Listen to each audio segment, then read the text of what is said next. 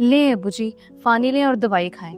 परेशान नहीं होना आपने बिल्कुल भी। इंशाल्लाह बहुत जल्दी आपने बिल्कुल सही हो जाना है। वार्निंग ही दी है ना डॉक्टर ने, फिर क्या हुआ, हम आगे एहतियात कर लेंगे। कुछ भी नहीं होगा आपको, बस आपने दवाई टाइम पे लेनी है। अस्सलाम वालेकुम। वालेकुम अस्सलाम। आए आए बैठे। बेटी, अपनी आंटी के लिए चाय लेकर आओ। मैं लेकर आती हूँ। अरे नहीं बेटा, मैं यहाँ चाय पीने थोड़े ही आई हूँ, मैं तो भाई साहब का पता लेने आई हूँ। तू भी इधर ही बैठ बैठ। और सुनाए भाई साहब, क्या हाल है अब आपके? अल्लाह का शुक्र है बीबी, अब मैं पहले से बेहतर हूँ। शुक्र है अब आपकी तबीयत ठीक है।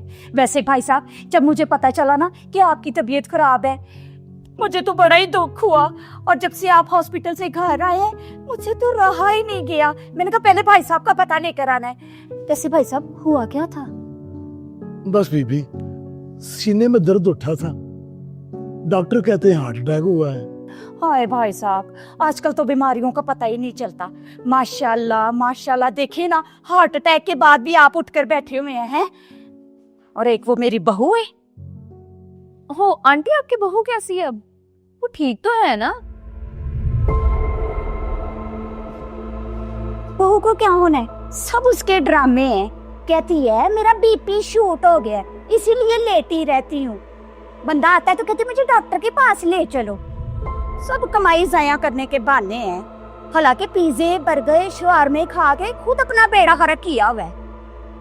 मेरे बस में होता तो मैं उसकी तलाक करवा के कहीं और उसका निकाह करवा देती, पर मेरा पुत्र ही नखट्टू है, उस चड़ेल से जान छुड़ाता ही नहीं है।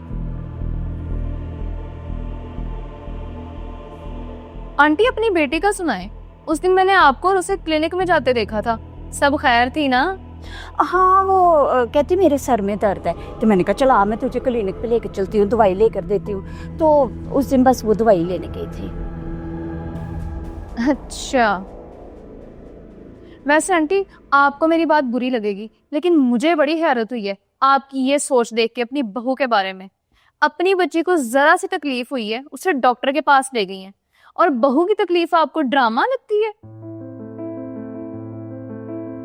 आंटी, आप जैसे लोग ना बहू को तो इंसान ही नहीं समझते। ना वो रो सकती है, ना वो बीमार हो सकती है, ना वो थक सकती है। उसकी तो तकलीफ भी आपके लिए ड्रामा है। हद है आंटी। ठीक है भाई साहब, मैं तो यहाँ आपका पता लेने आई थी, गलती हो गई मुझसे। यहाँ आकर मुझे क्या पता था, यहाँ आकर मुझे बेइज्जती करवानी पड़ेगी। ये आजकल के बच्चों को बड़ों के सामने बात करने की तमीज ही नहीं है। अपने घर का अच्छा भला सारा काम काज छोड़ के मैंने कहा चलो जाके नेकी कमाओ, और यहाँ देख लो नेकी के बदले आगे से बेइज्जतियां मिल रही हैं मुझे। जाओ मेरी तरफ से बाहर में जाओ, मुझे क्या जरूरत है ऐसी आके पता पुता करने की आप लोगों का? ज़ैनब पुत्र, क्या जरूरत है तुम्हें किसी के घर के मामले में दखल देने की? अबू, ये तो मैंने उसे कम सुनाई है, वो उठ के चलेगी, वरना मैं उसे और अच्छी तरह सबक सिखाती।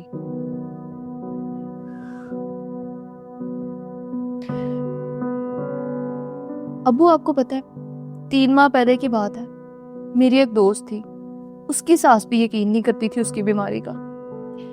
2 छोटे छोटे बच्चे थे उसके, और वो उम्मीद से भी थी।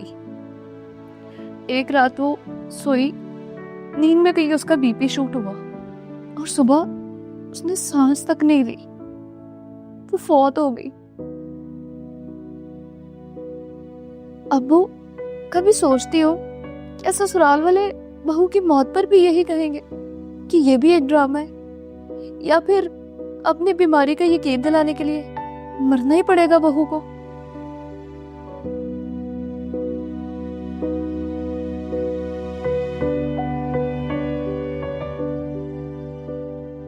बेटी हो या बहू, दर्द सबका एक जैसा होता है। काश हम समझ जाएं कि रिश्ता बदलने से इंसान की तकलीफ का एहसास नहीं बदलता।